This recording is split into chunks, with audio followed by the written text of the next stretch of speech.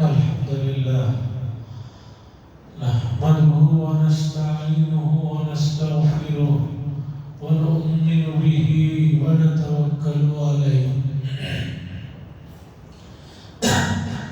ونعوذ بالله من شرور أنفسنا ومن سيئات أعمالنا من يهده الله فلا مضل له ومن يضلله فلا هادي له ونشهد أن لا إله إلا الله وحده لا شريك له ونشهد أن سيدنا ونبينا ومولانا محمدا عبده ورسوله أرسله الله تعالى إلى كافة الناس بشيرا ونذيرا أما بعد فإن أصدق الحديث كتاب الله وخير الهدي هدي محمد صلى الله عليه وسلم وشر الأمور محدثاتها وكل محدثة بدعة وكل بدعة ضلالة وكل ضلالة في النار. قال الله تبارك وتعالى في القرآن المجيد والفرقان الحميد: لقد كان لكم في رسول الله أسوة حسنة لمن كان يرجو الله واليوم الآخر وذكر الله كثيرا. وقال صلى الله عليه وسلم: المسلم من سلم المسلمون من لسانه ويده، أو كما قال صلى الله عليه وسلم. عزیزان محترم، یہ ربیع الاول کی آخری جمعہ ہے. بہت جلد چاند نظر آئے گا، پھر ربیع الاخر کا مہینہ شروع ہو جائے گا. ربیع الاول کا مہینے میں امت میں تھوڑا بہت شعور یا تھوڑی بہت یاد دہانی اس چیز کی ہو جاتی ہے کہ سرکار دو عالم صلی اللہ علیہ وسلم کی دنیا میں آمد اسی مہینے میں ہوئی، اور دیکھتے دیکھتے پھر وہ رسول اللہ صلی اللہ علیہ وسلم کی آمد کا جو تذکرہ ہوتا ہے، اس کا جو چرچا ہوتا ہے، پھر وہ ایک دم جو ہے اس سے ایک سوئی اور خاموشی اور اسے بھلا دیا جاتا ہے. مجھے بتائیے، کیا رسول اللہ صلی اللہ علیہ وسلم کا جو مقام، آپ کی جو عظمت اور آپ کی جو حیثیت اور آپ کی جو تعلیمات ہیں، وہ کیا سال میں کسی ایک مہینے میں اور وہ بھی چند دنوں میں یا ایک دن کے لیے ہے، یا رسول اللہ صلی اللہ علیہ وسلم کی بعثت ایک انسان کے لیے پوری زندگی کے لیے؟ یہ طے کرنا ہے. کسی کو بھی پوچھئے وہ یہ کہے گا کہ نہیں، رسول اللہ صلی اللہ علیہ وسلم جو ہے ہمارے لیے آئیڈیل ہے اور ہمارے لیے نمونہ ہے، اسوہ. جب اسوہ نمونہ ہے تو کیا زندگی کے ایک سال کے 365 دنوں میں ایک دو دن کے لیے مسئلہ ہے یا سدا کے لیے؟ اگر ہمیشہ کے لیے ہے تو ہر آدمی غور کرے، کیا میں ہر دن رسول اللہ صلی اللہ علیہ وسلم کی ذات سے متعلق میرے پاس کیا نئی معلومات رہا؟ عزیزان گرامی، یہ تو طے ہے، دنیا کسی کے لیے نہیں رہی ہے. دنیا کسی کے لیے نہ تھی، نہ ہے، نہ رہے. ایک اور دنیا ہے، عالم آخرت. اصل وہ دنیا ہے اور یہ تو گزر گا. ایک آدمی دلی کے لیے نکلتا ہے، دلی پہنچنا اس کا مقصد ہے، اب ٹرین میں 2 دن 3 دن، پہلے 3 دن کا سفر ہوتا تھا، 3 دن ٹرین میں رہتا ہے، اس میں برف بھی ہے، سب کچھ ہے، لیکن وہ 3 دن وہ اصل نہیں ہے، اصل تو دلی پہنچنا اصل ہے۔ تو ٹھیک اسی طریقے پر ایک اور دنیا ہے، عالم آخرت، دوسری دنیا، وہ اصل ہے، اور وہاں کی کامیابی اصل کامیابی ہے، وہاں کی نجات اصل نجات ہے، وہاں کی دنیا نہ ختم ہونے والی دنیا ہے، وہاں موت کسی کو نہیں آئے گی، وہاں آدمی پر کسی بھی طرح کے، خاص طور پر جن حضرات کو اللہ کے نام سے نواز کر جنت میں داخل کیا جائے گا، ان پر کسی طرح کے برے احوال نہیں آئیں گے، حتیٰ کہ بڑھاپا نہیں آئے گا، ہمیشہ آدمی جوان رہے گا اور ہمیشہ خوش و خرم رہے گا، اور سب سے بڑی بات یہ ہے کہ دل کی تمام بیماریاں، کینہ، حسد، بغض، غصہ، یہ تمام چیزیں جو ہے اس سے نکال دی جائیں گی، جس سے وہ بہت سکون رہے۔ اس وقت دنیا کا سب سے بڑا مسئلہ یہ ہے کہ ایک آدمی کے پاس بظاہر اس کی ضرورت کی تمام چیزیں ہونے کے باوجود بھی خوش نہیں۔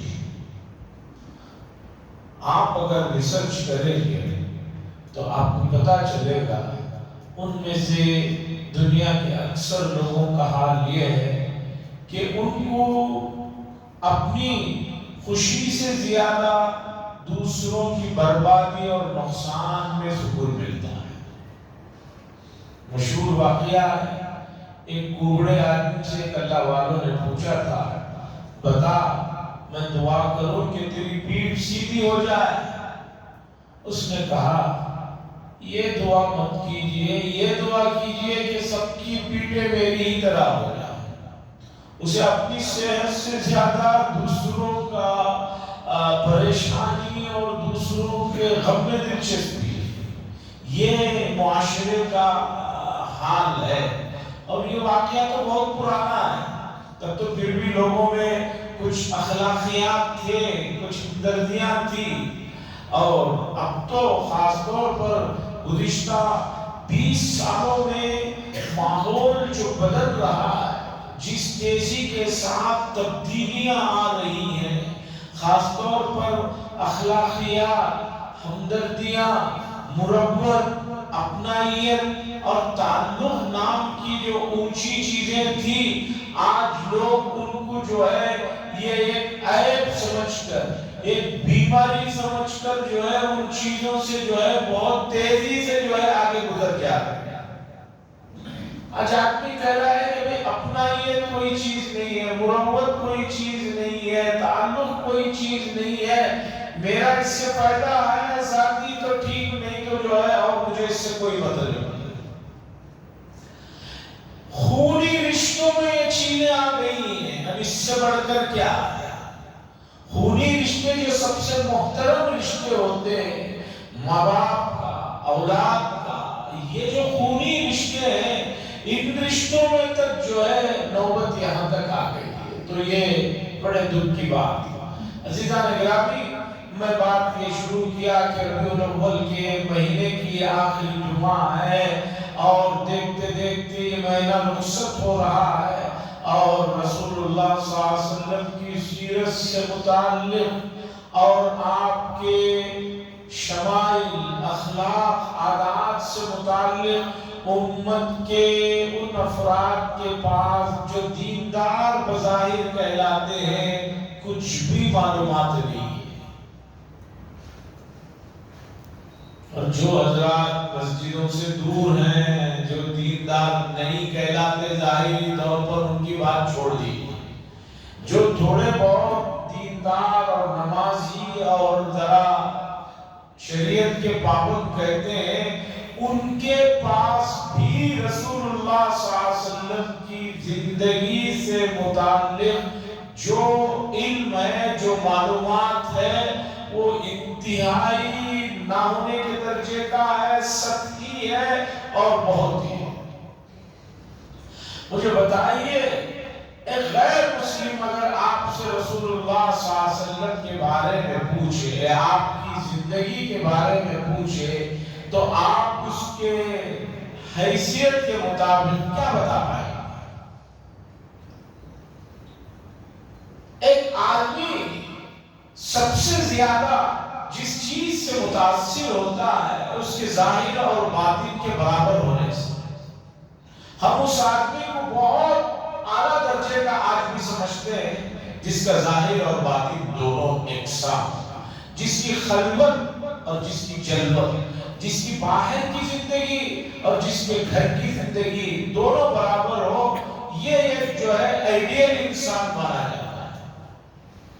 اب آپ رسول اللہ صلی اللہ علیہ وسلم کے بارے میں اگر کوئی غیر مسلم پوچھے کہ بھئی آپ کون تھے، اور آپ ان کو بتائیں کہ آپ بہت نماز پڑھتے تھے، بہت قرآن کی تلاوت کرتے تھے، بہت ذکر کرتے تھے، وہ آدمی کہے گا کہ بھئی میں جب قرآن ہی کو نہیں جانتا ہوں، ذکر کو ہی نہیں جانتا ہوں، نماز کو ہی نہیں جانتا ہوں، تو اس کے بارے میں بتانے سے وہ کیا متاثر ہے؟ جو بتائیے وہ کیا متاثر ہے؟ قرآن کو وہ جانتا نہیں ہے، اللہ کے ذکر کو جانتا نہیں ہے، نمازوں کو جانتا نہیں ہے، اس سے کہیں کہ حضور یہ کام بہت کرتے تھے، تو وہ آدمی متاثر نہیں ہے۔ تو آپ کو ایک غیر مسلم کو، اور اسی طرح ایک نوجوان نیا ایمان میں داخل ہوا ہے، آپ اس سے، وہ اگر آپ سے حضور صلی اللہ علیہ وسلم کے بارے میں پوچھے کہ حضور صلی اللہ علیہ وسلم کیسے تھے، تو آپ اگر اس کے سامنے ایسی چیزیں بتائیں جو اس کے حساب سے سمجھ میں نہ آنے والی ہیں، تو پھر وہ کیسے رسول اللہ صلی اللہ علیہ وسلم سے متاثر ہوگا؟ اس کے لیے ضروری ہے آپ رسول اللہ صلی اللہ علیہ وسلم کی ذات گرامی کو جاننے کے ساتھ اس زمانے کے، اس معاشرے کے، اس ماحول کو پہلے جانیں، یہ بتائیں کہ عرب کے اندر جس زمانے میں رسول اللہ صلی اللہ علیہ وسلم کی بعثت ہوئی تھی، شراب پینا بالکل جو ہے ایک فخریہ بات تھی، ایک سمجھیے کہ ایک آدمی کے بڑے ہونے کی علامت تھی، کوئی اس میں برائی یا عیب کا معاملہ نہیں تھا۔ پھر آپ بتائیے کہ ایسے ماحول میں رسول اللہ صلی اللہ علیہ وسلم جو ہے مکہ المکرمہ میں گزارے ہیں، نبوت کے اعلان کے بعد بھی کسی آدمی نے آپ پر یہ بات نہیں کہی، یہ الزام نہیں لگایا، یہ تو وہی صاحب ہے نعوذ باللہ جو ہمارے ساتھ بیٹھ کر کبھی شراب پیتے تھے۔ مکہ المکرمہ میں راتوں میں گانے والی باندیوں کے گانے ہوا کرتے تھے، وہ اشعار یا جو بھی وہ گانے گایا کرتی تھی، لوگ بیٹھ کر اسے سنتے تھے، اور بہت زیادہ سمجھیے کہ اس زمانے میں اسے پسند کیا جاتا تھا۔ پورے جوانی کے زمانے سے لے کر نبوت تک کے زمانے کے احوال میں کوئی ایک مکے کے کافر اور مشرک جو حضور کے کٹر دشمن تھے، اس نے یہ بات نہیں کہی کہ بھئی یہ تو وہی ہے جو ہماری محفلوں میں ناچ اور گانے کی مجلسوں میں آ کر بیٹھا کرتے تھے۔ رسول اللہ صلی اللہ علیہ وسلم کے مخالفین اور دشمنوں کی تعداد بہت تھی، کسی آدمی نے رسول اللہ صلی اللہ علیہ وسلم پر یہ بات نہیں کہی، یہ الزام نہیں لگایا کہ حضور صلی اللہ علیہ وسلم نے کبھی جھوٹ بولا ہے، جبکہ جھوٹ بولنا ایک فخریہ بات ہوا کرتی تھی۔ کوئی مکے کے آدمی نے اور رسالت مآب صلی اللہ علیہ وسلم کے پوری زندگی میں کسی ایک آدمی نے حضور پر یہ الزام لگایا ہو کہ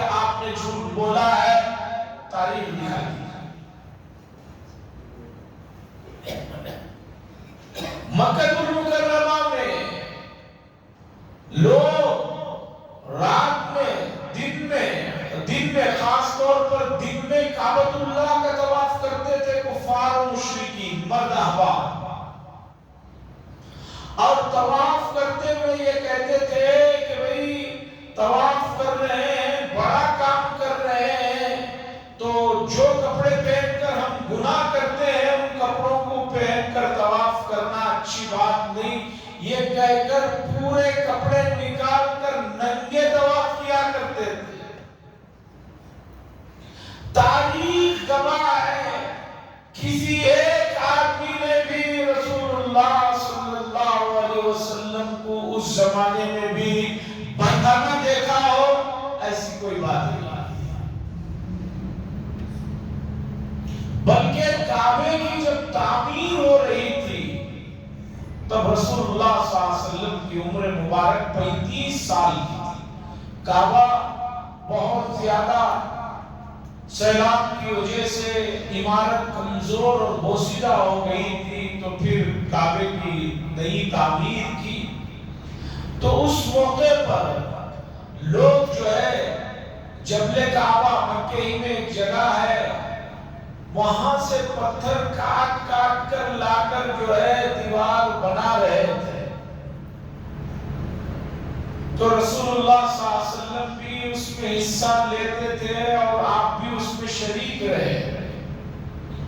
رسول اللہ صلی اللہ علیہ وسلم انتہائی خوبصورت تھے، اتنے خوبصورت تھے کہ صحابہ کہتے ہیں کہ ہم نے آپ سے زیادہ خوبصورت کسی کو دیکھا ہی نہیں۔ اور سیدہ عائشہ رضی اللہ تعالیٰ عنہا فرماتی ہیں یوسف علیہ السلام کو دیکھ کر جن عورتوں نے اپنے انگلیوں کو ہاتھوں کو کاٹ لیا تھا، ان کی خوبصورتی کو دیکھ کر مدہوش ہو گئے تھے۔ خدا کی قسم اگر وہ رسول اللہ صلی اللہ علیہ وسلم کو دیکھ لیتی تو اپنے گریبانوں کو چاک کر، اس درجے رسول اللہ صلی اللہ علیہ وسلم خوبصورت تھے۔ تو جبل کعبہ سے لوگ پتھر اٹھا اٹھا کر لا رہے تھے، تو رسول اللہ صلی اللہ علیہ وسلم بھی کاندھے پر پتھر رکھ کر لا رہے تھے۔ آپ کے چچا نے اور دوسرے لوگوں نے کہا کہ ایک تو پتھر گرم ہے اور دوسرا کندھے پر رکھنے کی وجہ سے کندھا بھی جو ہے لال ہو رہا ہے، ایسا کرو تم جو کپڑے باندھ رکھے ہوتے ہیں اسے نکالو اور اسے کپڑے کو تہ کر کے یا کندھے پر رکھ لو، اس کے اوپر پتھر رکھ لو تاکہ جو ہے پتھر کی گرمی اور آپ کا کندھا بھی سلامت رہے۔ ننگا ہونا وہاں عیب کی بات نہیں تھی، جیسے کہ موجودہ مہذب دنیا میں اس وقت دنیا مہذب جو ہو گئی ہے، مہذب یہ ہے کہ آدمی جتنے کپڑے چھوٹے پہن رہا ہے لوگ سمجھ رہے ہیں وہ اتنا ہی زیادہ ترقی یافتہ اور ذہین آدمی ہے۔ بڑے دکھ کی بات ہے کہ شریعت نے جسے ستر کہا، جس کا چھپانا فرض عین ہے، ہر وقت آپ اپنے گھر میں بھی اکیلے ہیں وہاں بھی اس سے کم حصے میں گھوم پھر نہیں سکتے، ناک سے لے کر گھٹنوں تک کا اتنا حصہ چھپانا یہ فرض عین ہے، اور اس سے کم کپڑا پہن کر آپ اپنے اکیلے گھر میں بھی تنہا جو ہے کوئی نہیں ہے وہاں بھی گھومیں گے، گناہ ہوگا۔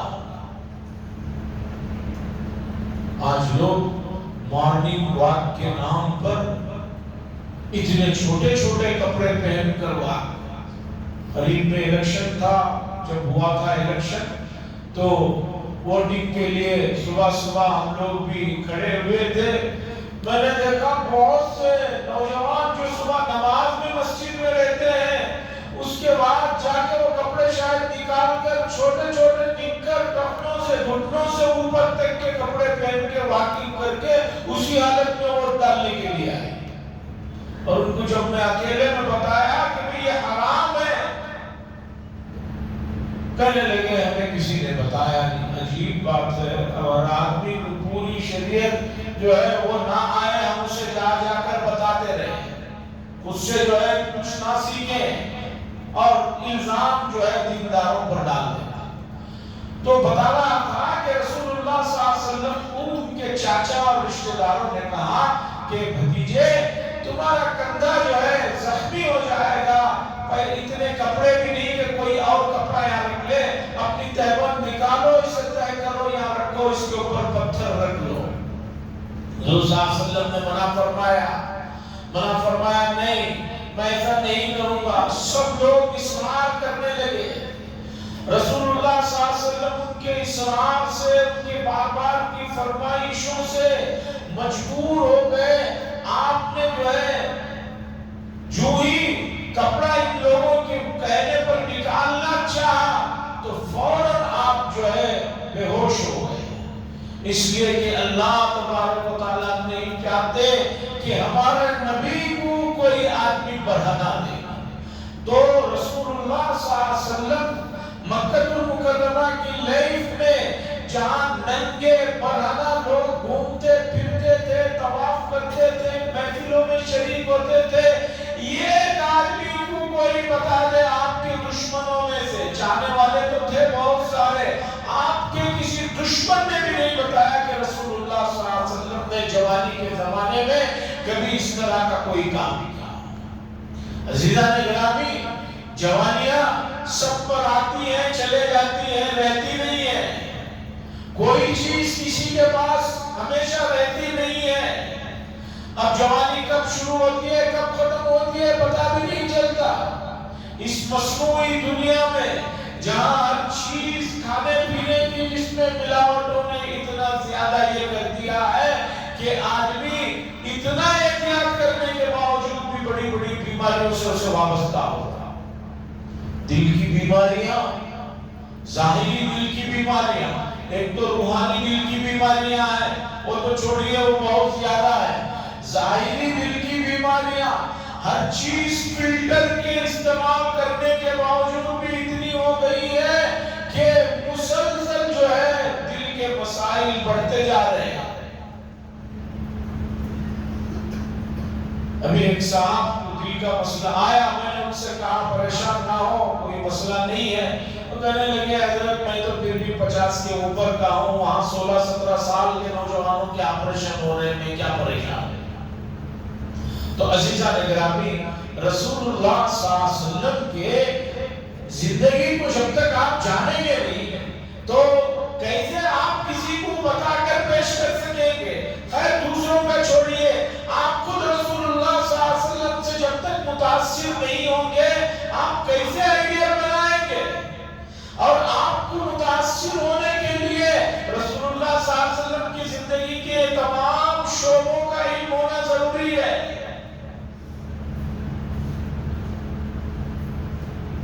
رسول اللہ صلی اللہ علیہ وسلم کی مدنی زندگی کو دیکھیے، اور خاص طور پر آخری زندگی کو دیکھیے، عمر کے آخری حصے کو دیکھیے، جس میں بڑے بڑے ملک فتح ہو رہے تھے، بڑے بڑے لوگ جو ہے جزیہ دینے پر، ٹیکس دینے پر راضی ہو کر آپ کے سامنے آ کر جو ہے اپنے آپ کو خم سرخم کر رہے تھے، سرنڈر ہو رہے تھے۔ اس کے باوجود رسول اللہ صلی اللہ علیہ وسلم کی زندگی کے آخری ایام کا مطالعہ کیجئے، آپ کو پتہ چلے گا۔ اگر کوئی آدمی، نابینا آدمی یہ کہے کہ میں کسی غلط جگہ نہیں دیکھتا ہوں، کوئی تعجب کی بات نہیں ہے، بھئی کیسے دیکھے گا جب تیرے پاس آنکھیں ہی نہیں ہیں؟ اور کوئی آدمی یہ کہے، کمزور دبلا پتلا بیمار آدمی یہ کہے میں کسی کو مارتا نہیں ہوں، کسی پر ہاتھ نہیں اٹھاتا ہوں، اب کیسے تو ہاتھ اٹھائے گا؟ تو خود سے تو کھڑا ہوتا نہیں ہے تو دوسروں پہ کیسے ہاتھ اٹھائے گا؟ یہ تعجب کی بات نہیں۔ ایک آنکھوں والا شخص، ایک طاقت جس کے پاس ہے، وہ کہے کہ میں کسی پر ظلم نہیں کرتا ہوں، کوئی ظلم بھی کرتا ہے تو برداشت کر لیتا ہوں، تب کمال کی بات ہے۔ رسول اللہ صلی اللہ علیہ وسلم کے زندگی کے آخری ایام کی تفصیلات کو دیکھیے، جب مکہ فتح ہو گیا ہے اور مکے کے قریب حنین نام کے علاقے کے جو لوگ اس کے سب سے ماہر تیر انداز تھے، وہ لوگ جو ہے اسلام میں آ جاتے ہیں، وہ فتح ہو جاتا ہے، اور تمام آس پاس کے علاقے رسول اللہ صلی اللہ علیہ وسلم کے ہاتھوں میں فتح ہو رہے ہیں۔ اس کے باوجود رسول اللہ صلی اللہ علیہ وسلم کی زندگی کے حالات کو دیکھیے، سادگی کو دیکھیے، اور میں کیا بتاؤں آپ حضرات کو، اس سے بڑھ کر کیا بات ہو سکتی ہے کہ صحابہ حضور کے ایک اشارے پر اپنی جانوں کا، اپنی مالوں کا نذرانہ دینے کے لیے تیار ہیں۔ تاریخ میں یہ چیز محقق ہے، روایتیں ہیں، بخاری میں بھی ہیں، دوسری حدیث کی کتابوں میں بھی آپ کو ملیں گے۔ رسول اللہ صلی اللہ علیہ وسلم کا جب وصال ہوا ہے تو آپ کا ایک جنگی لباس ایک یہودی کے یہاں گروی تھا، اور گروی جو ہے چند سات گیہوں کے لیے آپ نے رکھا ہوا تھا۔ کوئی بتائے مجھے رسول اللہ صلی اللہ علیہ وسلم سے بڑھ کر سادگی کی زندگی کا کوئی حوالہ دے دے کہ اتنے بڑے آدمی، اتنی بڑی شخصیت، پورا عرب جن کی نگرانی میں آ گیا ہے، سب جو ہے فتوحات ہو رہے ہیں، اس کے باوجود سادگی کا یہ عالم ہے۔ سیدہ عائشہ رضی اللہ تعالیٰ عنہا فرماتی ہے یہ چاند نکلتا، وہ ختم ہو کر دوسرا چاند نکلتا، وہ بھی 30-29 دن مکمل ہو جاتے، تیسرا چاند شروع ہو جاتا، رسول اللہ صلی اللہ علیہ وسلم کے گھر میں 2 وقت کی روٹی ایک ساتھ پیٹ بھر کر کھانا میسر نہیں ہوتی۔ 2 مہینے گزر گئے، 2 وقت لگاتار پیٹ بھر کے روٹی کھانا میسر نہیں تھی۔ آج امت اللہ سے شکوے شکایت ہونے لگی ہوئی ہے، کھانے پینے کا عالم، خاص طور پر ہمارے بنگلور شہر میں تو ایسا ہے، لوگ دوسرے علاقوں سے آتے ہیں تو یہ کہتے ہیں کہ بھئی لوگ یہاں صرف کھانے کے لیے جی رہے ہیں کیا؟ صبح ناشتہ، اس کے بعد وہ ناشتہ، اس کے بعد وہ، اس کے بعد وہ، پھر وہ یہ، اور اس درمیان میں جو ہے تھوڑا سینڈوچ کھا لیا، تھوڑا شاورما کھا لیا، آن لائن بک کرا کے وہ منگا لیا، یہ منگا لیا، صبح سے شام مستقل کھا رہے ہیں آدمی۔ کوئی گھر ایسا نہیں ہے کہ جس کے گھر میں جو ہے روٹی کے ساتھ آدمی جو ہے مرچ اور اچار کے ساتھ روٹی کھا رہا، ایسا نہیں ہے۔ لیکن اس سب کے باوجود اللہ کے ذات کے سلسلے میں لوگوں کے لیے دلوں سے جو ہے اللہ کا شکر جو ہے، اللہ کی حمد نہیں نکلتی ہے، شکر شکایتیں ہی رہ گئی ہیں۔ عزیزان گرامی، رسول اللہ صلی اللہ علیہ وسلم نے فرمایا اللہ تبارک و تعالیٰ شکوے شکایتیں اور ناشکری کو بالکل نہیں پسند فرماتے۔ اور موجودہ ترقی یافتہ زمانے میں جہاں پوری دنیا ایک محلے، ایک گھر کی طرح ہو کر رہ گئی ہے، 700 دن سے زیادہ گزر چکے ہیں غزہ والوں پر، غزہ کے مسلمانوں پر 700 دن گزر چکے ہیں۔ گزشتہ 700 دنوں سے جس حالت میں وہ لوگ گزار رہے ہیں، یقین مانیے میدان حشر میں سب کے گریبان پکڑے جائیں گے، سب کو جواب دینا ہوگا۔ عزیزان گرامی، رسول اللہ صلی اللہ علیہ وسلم کی سیرت کو پڑھیے، آپ کو اپنے رب کے ساتھ تعلق مضبوط بنے گا۔ جب آپ اللہ کے نبی کی ذات کو پڑھیں گے، پھر آپ کو معلوم ہوگا کہ اللہ کی کیسی کیسی نعمتیں آپ کے پاس ہیں، اور ان نعمتوں کا آپ کا شکر ادا کر رہے ہیں، نہیں کر رہے ہیں، کہ کتنی بڑی نافرمانی کر رہے ہیں۔ دل کی گہرائیوں سے توبہ کی طرف آپ متوجہ ہوں گے، دل کی گہرائیوں سے استغفار کی طرف متوجہ ہوں گے، دل کی امیر گہرائیوں کے ساتھ آپ کا روح آپ کی جو ہے اللہ کی طرف متوجہ ہوگی۔ آدمی نماز میں ہے، دعا میں ہے، لیکن دل ہی اللہ کی طرف متوجہ نہیں ہے، تو ایسے متوجہ ہونا کیا ہے؟ اسی لیے ایک بڑے محقق نے لکھا، لوگ جو استغفار کرتے ہیں ایسے انداز سے استغفار کرتے ہیں، اس استغفار کے لیے کیا استغفار کی ضرورت ہے. آدمی استغفر اللہ کو پڑھ رہا ہے لیکن دل کی گہرائیوں سے نہیں ہے، کہیں اور دل متوجہ ہے، تو یہ استغفار خود ایک اور استغفار کی طرف متوجہ ہے. عزیزان گرامی، رسول اللہ صلی اللہ علیہ وسلم کی لائی ہوئی تعلیمات کے الگ الگ شعبے ہیں. آپ غیروں کے سامنے جو پیش کرنا ہے اس کا الگ حصہ ہے، وہ اسے دکھانا ہے. اپنوں کے سامنے رکھنے کا الگ حصہ ہے. اور جو آدمی جس کیٹیگری کا ہے اس کیٹیگری سے متعلق رسول اللہ صلی اللہ علیہ وسلم کی زندگی میں نمونہ ہے. انشاءاللہ اس موضوع کو آگے رکھا جائے گا.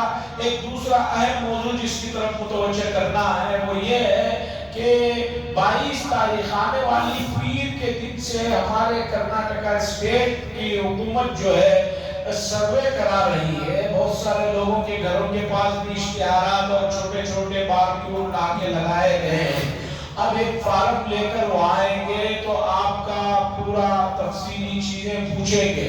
وہ سبھی پڑھے لکھے حضرات ہیں. ہر آدمی پورے دوست احباب متعلقین رشتہ داروں کو گاؤں دیہاتوں میں رہنے والوں کو بتائیں اس سروے کو نہ چھوڑیں، ضرور اس سروے میں حصہ لیں. ہمارے لوگوں کی عادت یہ ہوتی ہے کہ جب بھی کوئی سروے آتا ہے تو اس میں بھراتے نہیں ہیں، چھپ جاتے ہیں، تو سمجھتے ہیں کہ بہت بڑا کوئی ہم نے تیر مار لیا ہے. یہ آپ کے لیے، پورے معاشرے کے لیے، پورے اسٹیٹ کے لوگوں کے لیے نقصان ہے. ہاں، دو چیزیں خاص طور پر مجھے بتانا ہے وہ یہ ہے، سب سے پہلے اس میں خانہ 8 نمبر کے خانے میں لکھا ہوا رہے گا ریلیجن، تو آپ کو اس میں لکھانا ہے اسلام. پھر 9ویں نمبر میں آئے گا کاسٹ، تو آپ کو اس میں لکھانا ہے مسلم. 8ویں نمبر پر ریلیجن کے خانے میں اسلام لکھائیے اور کچھ مت لکھائیے سنی شیعہ وہ یہ کچھ نہیں. دوسرا اس کے فوراً بعد آئے گا کاسٹ، اس میں آپ کو لکھانا ہے مسلم. 8 میں اسلام، 9 میں مسلم. اس کے نیچے ایک خانہ آئے گا 10 نمبر کا سب کاسٹ. سب کاسٹ میں اگر آپ کا کوئی خاندانی پیشہ یا خاندانی سلسلہ ہے، جیسے بہت سارے لوگ ہیں، لوہار ہیں، بنگلور میں بھی ایسے بہت سارے لوگ ہیں ان کا خاندانی پیشہ لوہار کا ہے. اسی طرح بعض لوگوں کا خاندانی پیشہ پھول بیچنے کا ہے، باغبانی کا ہے، وہ ہے، یا کوئی اس میں قریشی ہے یعنی قصاب ہے. یہ پیشہ خاندانی ہے تو اس میں وہ لکھا ہے. اور کچھ نہیں ہے تو کچھ مت کریں، اسے چھوڑ دیں، کوئی پریشانی کی ضرورت نہیں. لیکن 8 اور 9 نمبر میں ریلیجن میں اسلام لکھائیں گے، کاسٹ میں مسلم لکھائیں گے. وہاں خان، شیخ، سید یہ کچھ نہیں لکھائیں گے، کاسٹ میں لکھائیں گے مسلم. کیوں؟ یہ موقع نہیں ہے سمجھانے کا، انشاءاللہ بتاؤں گا. آپ کو اپنا مثال طور پر خاندانی آپ شیخ ہیں، پٹھان ہیں، سید ہیں، یہ کاسٹ میں یہ نہیں لکھانا ہے، اس کا بڑا نقصان ہوتا ہے. وہاں مسلم ہی لکھانا ہے، مسلم سب کاسٹ میں. اس کے نیچے کے خانے میں آپ کا کوئی خاندانی پیشہ ہے تو اسے لکھائیے. اور دوست احباب متعلقین کو سب کو بتائیے کہ اس سروے ہونے والے 22 سے لے کر آئندہ مہینہ 7 تک کے سروے میں کسی مسلمان کا ڈاٹا محفوظ ہی سے بچ جائے، ایسا نہیں ہونا چاہیے. سب کو بڑھ چڑھ کر حصہ لے کر اپنا پورا ڈاٹا جمع کرنا چاہیے. ہاں، آگے چل کر اس میں ایک رہتا ہے سالانہ آپ کی آمدنی کتنی ہے، وہ کتنا لکھنا ہے، وہ آپ اپنے حساب سے سوچ بچار کر لکھیں. جمعیت علماء ہند اور اسی طرح حضرت امیر شریعت دوسروں کی سب کی طرف سے یہ ہدایات آئی ہیں. اس چیز کو خود بھی سنیں اور دوسروں تک بھی بتائیں. دوسرا اہم مسئلہ وقف بورڈ کا مسئلہ، اوقاف کی حفاظت کے سلسلوں میں عدالت میں جو کیس چل رہا تھا، عدالت نے پرسوں فیصلہ سنایا، لیکن اس فیصلے میں جو ہے کوئی خوشی کی خبر نہیں لائی، بلکہ جو ہے اس سے کافی مایوسی ہے. اس لیے کہ 1-2 چیزوں کو چھوڑ کر باقی وہ قوانین کو انہوں نے اسی طرح رکھا ہے. اس لیے اب اس سلسلے کو، اس لڑائی کو آگے کی پیش میں لے جانے کے لیے مسلم پرسنل اللہ اور دوسری تنظیمیں کام کر رہی ہے۔